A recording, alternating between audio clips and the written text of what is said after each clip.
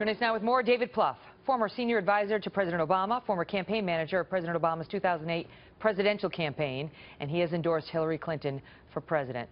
David, let me start with this. There are a lot of folks who are against Trump, who say this is the implosion of the Republican Party as we knew it. That this party will never be the same. This is Trump's party now, and you're either with him or you're not with him. But the GOP will never look the same again. What do you think? Oh, I don't agree with that at all. I mean, I think basically this is a moment. If Trump goes on to be the nominee, and I think he probably will, and he loses the election, there'll be some wound licking and hopefully some examination, but then you move on to the next election. So I don't agree with that at all. I think at the end of the day, though, it's going to be interesting over the next couple of weeks to see basically the choices between Cruz and Trump. Neither of them obviously are the choice of the establishment, so people are going to have to pick their poison. Mm-hmm. And who would Hillary Clinton rather run against? Well, I still think Trump has more elasticity. I think he probably has a bigger downside where, the bluster and the bigotry overwhelm some of the positives. Because the truth is he says a lot of things that a lot of swing voters, particularly blue-collar voters, would be agreeable to. He's much more of a populist than a traditional ideological conservative. I think Cruz, you know what you get with Cruz. It's a very conventional race. Listen, with Trump, sometimes politics is viewed as a boxing match. So let's look at movies of last year. You prepare for a match like Creed. Trump is like Mad Max Fury Road. We've never seen anything like this in politics. The kind of race he's going to run. I mean, look, he's winning the nomination. He doesn't prepare for debates. He doesn't run advertising. He gets millions of dollars spent against him. It has no effect. He's not running a sophisticated, data-driven campaign, yet he's winning.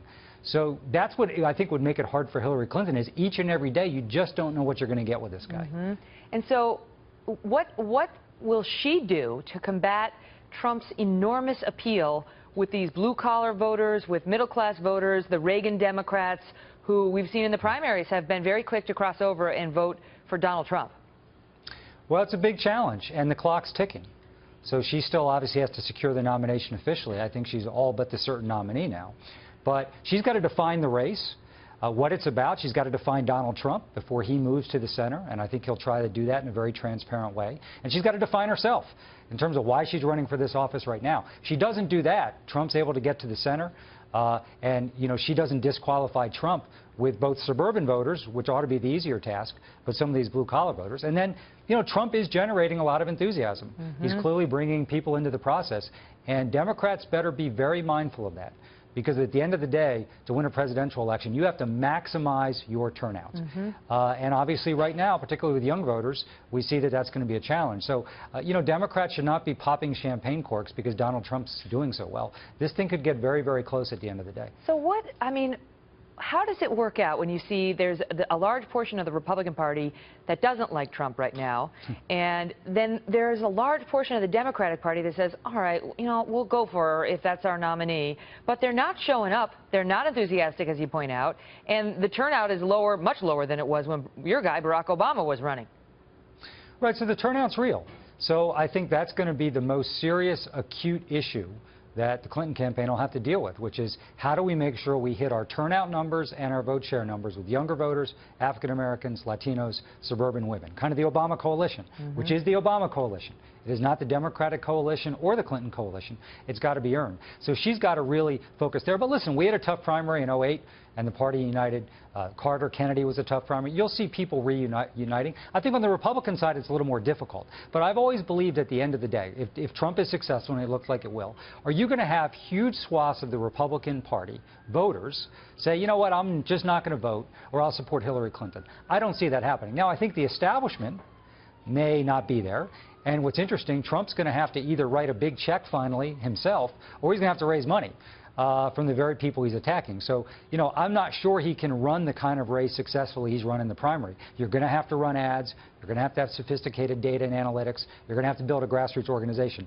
I think, unless Trump's going to rewrite every rule, and maybe he will, so he's actually going to have to run a real campaign, and he's going to have some traditional Republican establishment help to do that. Do you think he's going to need, the wisdom months ago was he's going to need a healthy portion of Hispanics. He's obviously going to need a healthy portion of women to win. Do you think that's still true? And do you think he'll do well with those groups? I don't. So that's where he's got to completely upset the apple cart. He's got to overperform with older white voters, with blue-collar voters, men and women. And he's got to hope that he can suppress Democratic turnout. I don't see him getting, you know, above. And listen, when we talk about the Latino vote, it matters most in Florida, Nevada, Colorado, although it's growing in places like Virginia. I don't see him getting above 25, 27%. So that puts enormous pressure on him to overperform with white voters. Now, I don't see Cruz doing much better. See, I think Cruz basically is not going to do any better than Trump with Latino voters or even with suburban women voters because he's very conservative. But I think Trump gives you more upside. That's my sense anyway. Now, but he could implode. Yeah, he just could implode.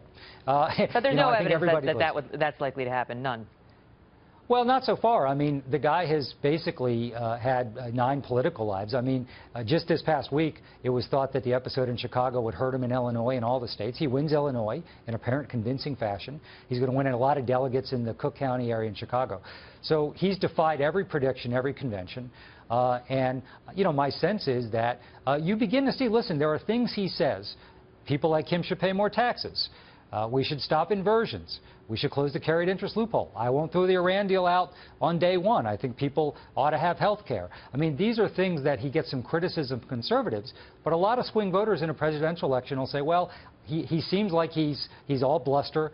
They don't like what he says about Muslims or maybe Latinos in the wall, but he says some things, quite frankly, that a lot of swing voters would say, you know what, that makes sense to me. And even though he's got unfortunate numbers when it comes to honesty, hers are terrible. So it almost takes away the ability to charge him with that, because I don't think you could have worse numbers when it comes to honesty in the election. But amazingly, and I'll leave it at this because we're out of time, neither side cares about that. They're like, I don't really, they expect the politicians to lie to them. And that is the state of politics in 2016 America. David, great speaking with you. Thanks, Megan. Well, our Power Packed